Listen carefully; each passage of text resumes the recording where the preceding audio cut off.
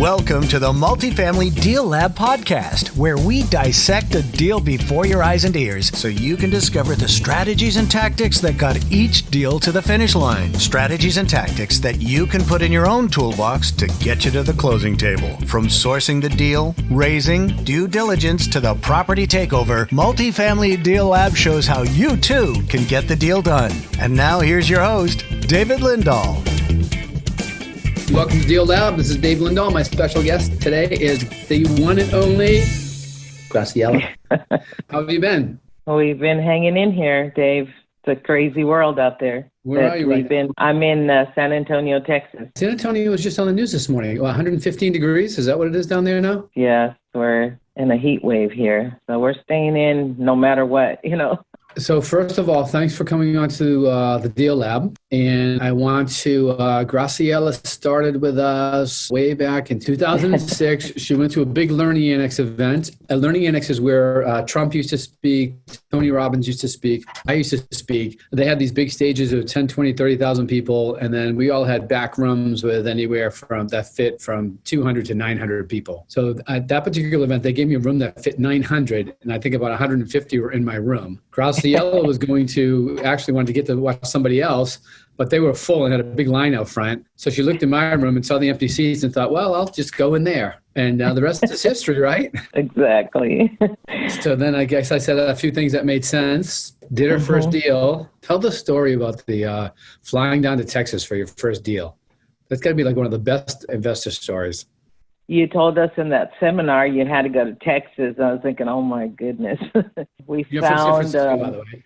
Yeah, the Bay Area. And you told us exactly where to find deals. We went in the newspaper at that time, San Jose Mercury News, and they had an investor that owned property. He was in California, owned property in Texas, and he was selling like about 4 or 5 apartment complexes. And we had him send us all the information. We did exactly what you told us on that little sheet, did all our numbers, and the numbers worked. And so we made an offer without seeing it. And I remember you told us, we were just reading the script, really.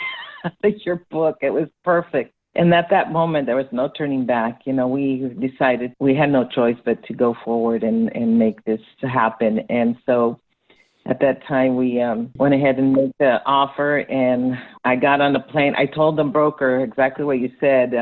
You need to meet me there, pick me up, and take me to see all these properties. And he said, all righty. And he did. And yeah, so you're flying there, and you land, and then what happens? Well, at that time, I couldn't get off the plane. I was really, really sick to my stomach. I was thinking to myself, what am I doing here? I mean, come on, multifamily. I was just like, you don't even know Texas. You don't know nothing about multifamily. But I had my little script. At the time, I'm sorry, I don't mean to interrupt you, but at the time you were an elementary school teacher, and your husband had been laid off from his full-time job. Well, he hadn't yet. In 2008, he got laid off. But what made us our decision is my mom and dad, remember, they were on Social Security, and that broke my heart. And that's why we made the decision to go into multifamily. We were just doing real estate, in fact, single family, and we just wanted, and when I heard you, I was thinking, my God, it just made sense. Instead of having 5 roofs, you have 1 roof with 5 units, and it totally made sense for us. So I got there, and I was really sick to my stomach. I was so sick all the way there, thinking, what are we doing, or what am I doing? And I wanted to go back and couldn't get off the plane. The stewardess said, you need to get off the plane. I said, I can't move. I'm going to throw up. I'm going to get sick. And she said, okay. So they helped me get off the plane, and I went straight to the bathroom, and I was in there for about an hour getting sick. And when I came out, all the lights were off in the airport. Oh, my God, I'm going to get locked in here like Tom Hanks in the movie. So when I went down the escalator, there was just my luggage just going around by itself. And there was one gentleman down there, and was a broker. And he said, you must be Graciela. And I said, yes. He goes, I thought you missed the plane. I said, no, I got sick. And he said, oh. And he said something that really was in line with what you say all the time. And he said, it's a miracle that you're here. And I said, why? And he said, 99% of people that are trying to do real estate never do what they say they're going to do. And he said, the fact that you're even here, the fact that you're a woman, the fact that you're, at that time I was young, and the fact that you're Hispanic, that he just pointed all those things out, those odds are against you. And it's a miracle. And I said, well, I'm here, so let's go. Let's do what we're doing. He took me around to see the properties, and I'm using your little underwriting sheet. And the underwriting template. He said, what did you do? Yeah. And he said, what are you doing? And I said, I'm trying to see if the numbers work and see if this is the right price.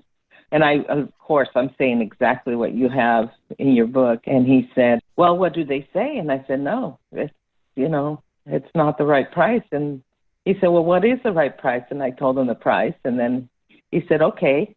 And then I said, plus you have to give me $25,000 in repair allowance. And he goes, what?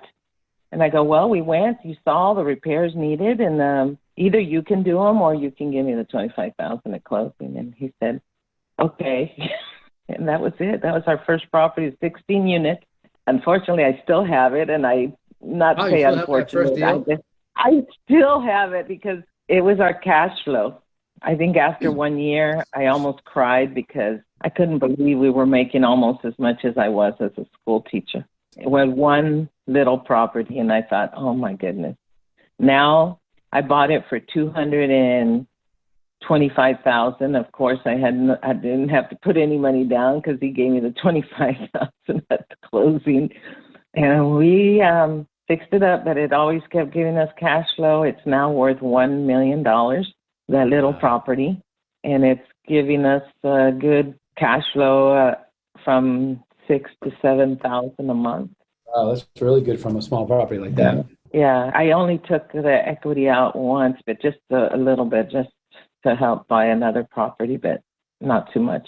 The mortgage is hardly anything. So go back to the execution of that first deal, because that's what we do here. We dissect deals. Tell everybody how many you bought after that. We bought 20 apartment complexes. 20. What was the total number of units? Probably close to 3,000. So 3,000 doors. So it started with somebody who was sick to her stomach, not wanting to get off the plane, gets the first deal done, a 16 unit. And then now we are at 14 years later, and you've done 20 deals, 3,000 units, and you're still active. Yes. Yeah. How's it changed your life? Tremendously. Unbelievable. I was able to take care of my parents, and that was my goal. Did you set your mom up with a 6-family one time? I set her up with a single family. So she has a single family, and it's bringing her close to $900 a month of income that she is just so happy and blessed, doing very well right now with that money. I mean, I don't know where they would have been. Unfortunately, my father passed away 2 years ago, but I got to take care of him. I was able to pay his health care. He lived very, very comfortable, and we got to travel. He was almost 90 years old, so he lived a very good life. And I want to thank you, because if I didn't meet you or I didn't go to that program, I don't know what I would have been, where my parents would have been at this time. So thank you so much. Oh, it's my pleasure. It's that's the rewards that we get, from people that actually, because we know it works. It's a proven system, and the people that actually go out and use it and put it into place. And then we see the lives that it changes. It's rewarding in itself. I was just talking to somebody yesterday, and his best friend he was a young guy in his early 30s, and his best friend has just been killed in a plane crash. And he was at the funeral, and we were talking that night, and he said, it's just it happened so suddenly, and he said, I started doing a reflection on my life and, what I wanted to be known for. And he said, at your funeral, Dave, he says, what do you want people to be saying about you? I want people to say, that freaking guy changed my life. Yes. Amen. You're one of them. That's what makes it so awesome. And you did. Dave, I can't express to everyone that's listening how much support we got from your team. Ari Mentor. Ari Mentor. They were there every step of the way. The coaching was phenomenal. In fact, he kicked me out. My coach kicked me out. He said, because you weren't doing it too much. Yeah, they keep you accountable. He said, you can't be in the program anymore. I got too many students, and you know what you're doing. In fact, he was asking me to help him with some of the students, and I was like, okay, I got it. But he was just phenomenal. And then Jeannie, I used to tell people Jeannie was my best friend, and then I found out she's everybody's best friend. Yeah, that's right. She's motherly. She's very motherly. Yeah, exactly. But let's go into that deal and talk about the different hurdles, because obviously it was something that you were so afraid to do, and people have fear at different levels, and a lot of people have fear at high levels, and that's why they don't get started. You had this extreme fear. You actually didn't want to get off the plane. So yes. Do you think it was because you got on that plane that then you were forced to get off, and then you actually get out of that bathroom when everything we thought was closed, and then he was down there, the broker, so you were forced to talk to him? So you think you were successful in that aspect? Well, number one, you were successful because you got on the plane, but then you actually put yourself in a situation where you were forced to perform. Mm-hmm. Yes. Even then, though, you could have seen that property and then went back home. But then you started going through the different materials and the systems, and you started getting confidence. Correct? Yes. Because this is what we see with our students all the time. It's once they start using it and putting it into place, they start to get confident, and they start to realize it's like, wow, I really can do this. And it's like, wow, I really do have a good understanding of what I'm doing. And then when they start seeing that respect from the broker, the other people that they're dealing with, then that confidence gets even deeper. Yeah. So now you've got the confidence. You get through there and you actually made the offer. So your confidence was high. So after you made that offer and started doing the due diligence process, what was the big surprise? There's always a big surprise in due diligence. What was the big surprise in your due diligence? The big surprise was how old the property was. And that was, for me, the big surprise, because I'm not from Texas, and it was all brick, and they had the swamp coolers on the roof. I was like, oh, my goodness. But a few years into it, we got those off, and we put window units, which are very efficient, because we have these really nice window units that also do heat and air. And that was more cost effective, and they just were more efficient than the water coolers, because the water coolers kept breaking down, kept getting leaks. And so that was the biggest surprise, because I hadn't seen a water cooler since I was a kid, because we used to have one in our house. We used to live on a ranch, and we had one in our house. That was the only AC I ever knew. And I was thinking, oh my God, they still have these things, So that was the biggest surprise. And learning also the difference between gas. They had gas furnaces in the unit as well. We put the carbon monoxide on in every unit to make sure that, everyone was safe. And so that was something else that was a surprise. They had those old wall ones. I don't know if people are familiar with the tall wall furnaces. Oh. So that was a surprise. But other than that, I like the fact that it was all brick. So I knew that here in Texas, brick is very important. But that was... So during due diligence, you got surprises in terms of, how things were built and how efficient they were in the different systems. Was there anything that was wrong with the property that beforehand that surprised you? Or more importantly, after you did your due diligence, closed on the property, what popped up? Because something always pops up, within that first year of ownership. It's like, holy crap, I didn't think this was going to happen, right? Right. Let me try to think back that long ago. I had a lot of people that lived there that were on Social Security, and they were only paying like $350 a month, or what was market? And it was about $550 to $650, right? And so that was a challenge, because I didn't want them to be homeless, and I knew that their leases were up. So that was really a big challenge. And I did ask about housing, but they were not housing. They were on Social Security. So that's interesting that you say that, because during the due diligence process, doing the lease audit, sometimes what we'll do is go in and we'll take a look at their employment and see how who they're employed by, how long they've been employed there when they fill out the application. I'm sure after that, did you add that onto your lease audit task list? Of course. Yes, of course. Yeah, definitely. Because, I didn't see anybody. I did ask how many were Section 8 housing, and they told me, I think they didn't have any. So I thought that was good, but they had a lot of Social Security. They had lived there for years, 13 years. I mean, their units were just a mess, So I can understand your mindset because your mom was on Social Security, right? Yes. Yes. You got into apartments, and now you've got a place Exactly. full of Social Security people, and the rents are higher, and that as a business owner, you got to get those rents higher. But are you going to evict your mom? That's what you're thinking, right? Am I going to evict my mom? Exactly. Exactly. Raise the rents to the point where they can't pay it. That's like an eviction. Right. So what did you end up doing? How did you resolve that problem inside of your mind? I went down to the Social Security, and I talked to the caseworkers, and I told them, this is the situation. And first, I was really concerned of the living conditions. What do you guys do? Somebody needs to go out there and help them, and then I told them that this is what we're going to be raising the rents, and so you need to make the modifications for them to be able to stay.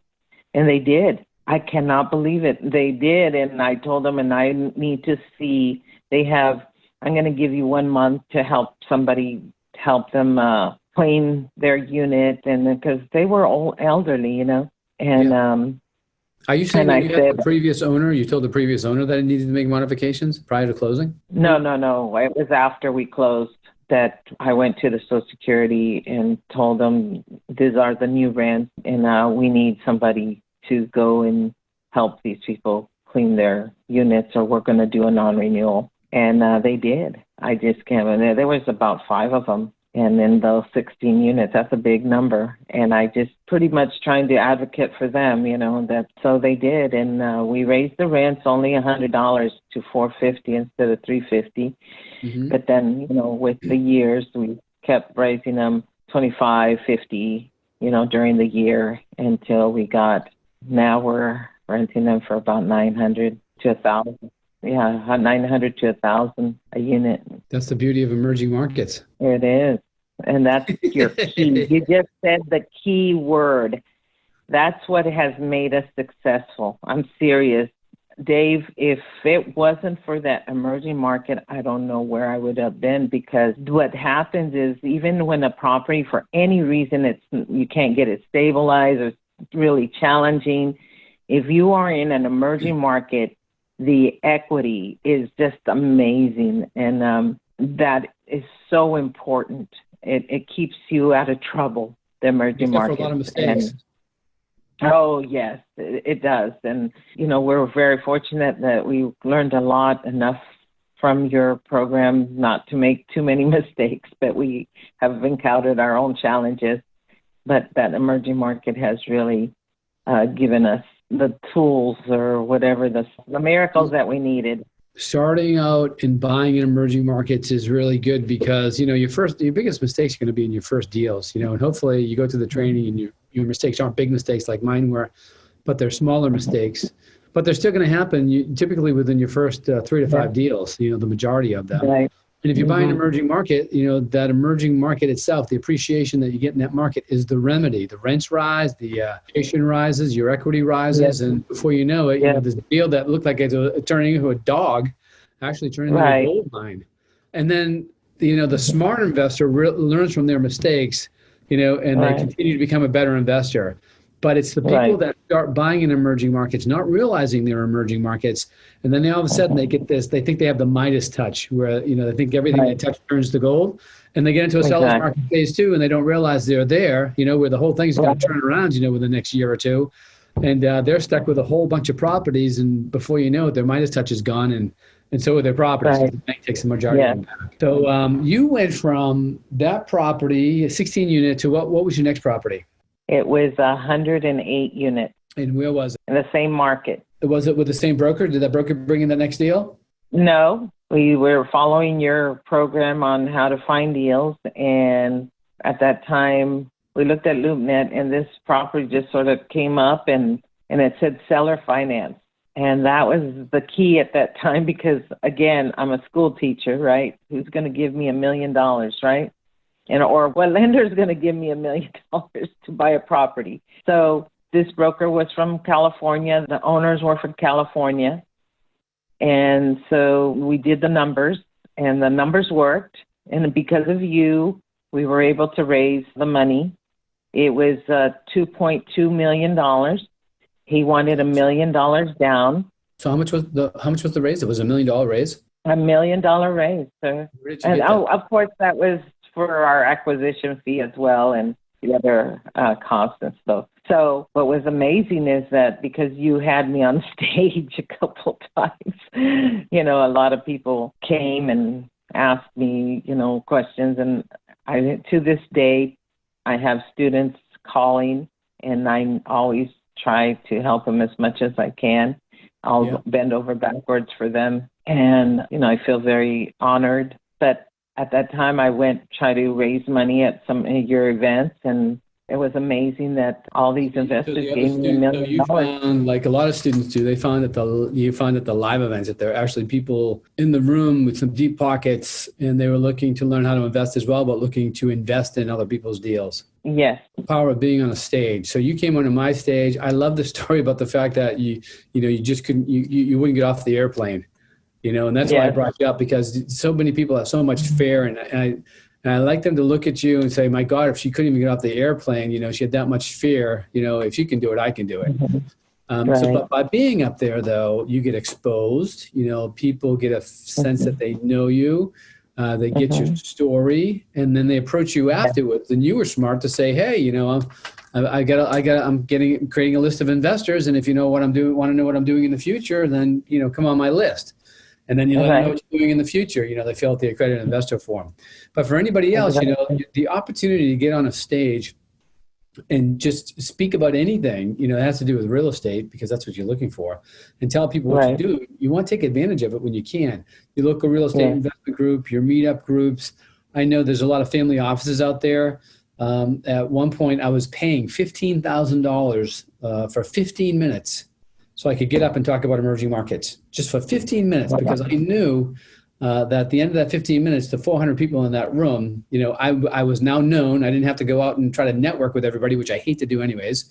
I was now a known commodity, and people would come up to me for the remainder of the day.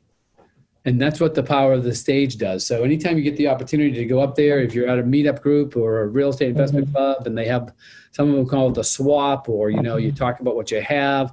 Anytime you have the opportunity to get up there and do things, and also create your own opportunities as well. Because didn't you do a raising private money event in San Diego and raise a bunch of money on your first one? Did you do an event at hotels? Am I thinking about somebody else? Did you do an event at a hotel and raise a bunch of money? I did that in San Jose, California. I did that, and we were doing luncheons. Talk about that. And by the way, if anybody wants to ask a question, hit your raise your hand button, and then Jermaine's on, and he will he'll get you in the queue, and we're going to start taking questions. Yeah, so talk about that. So early on, I know that you all of a sudden it started working. Deals started coming in. It was like, holy crap, where am I going to get the money to fund these deals? So you started doing what? Well, we started networking, just like you said, going to different events, especially yours, not missing yours. Of course, we had so much more to learn, and we did. And we started networking and creating these luncheons. We'd provide lunch for them, and it was phenomenal. All we did is present versus single family with multifamily. That's what we were doing, presenting the difference between investing in multifamily, because we were doing syndication, so we had to be very careful about the information we were putting out there. And so that's what it was. And if they asked us about any of our offers or deals that we had going on at the time, then we would give them the information. Of course, we had our sheets already, our credibility sheets there. We were very prepared, and we were very successful. In every luncheon, we'd get at least one or two, at least, up to 5 people. And we're talking about from 100 to 500,000. So typically, how many people would attend these luncheons? We had from about 13 to 25, believe it or not. And our max was 25. How did you get them? We just went through our investor list that we created from going to the event. We definitely, every time we got a business card, we put them on our potential investor list. And a lot of it, too, was the word of mouth, because a lot of these people would invite somebody else. And, of course, they had to pre-register. We had them pre-registered, so our max was 25. So we called everyone. We invited them in the email and called everyone and tried to reserve a seat for them. And if they were going to bring a guest, to let us know. We were sort of sneaky. We tried to reserve at least, 10 people over, just in case, depending on the size of our room and the maximum we can put in there. And so that was it. And it was no charge, but it did require for them to be there in the morning. And then afterwards, we'd feed them lunch. And that gives us the opportunity to network at that time after lunch. So that's how we got those people. We just went to every event we can think of in the Bay Area. And so that was very successful by going to the different events and getting the business cards and then calling, introducing, and having a more of a one-on-one talk. And we learned a little trick, and I don't know if you were the one that told us that, on our cards, what we would do is we would put A, B, and C. And A meant that they were looking to invest, and B meant that they had somebody they knew that was looking to invest, and C was that they were looking for properties or investors. So C was they were looking for investors themselves. And so we would put the letters on the cards, and that's how we created our list. We always reached out to everyone just because you never know.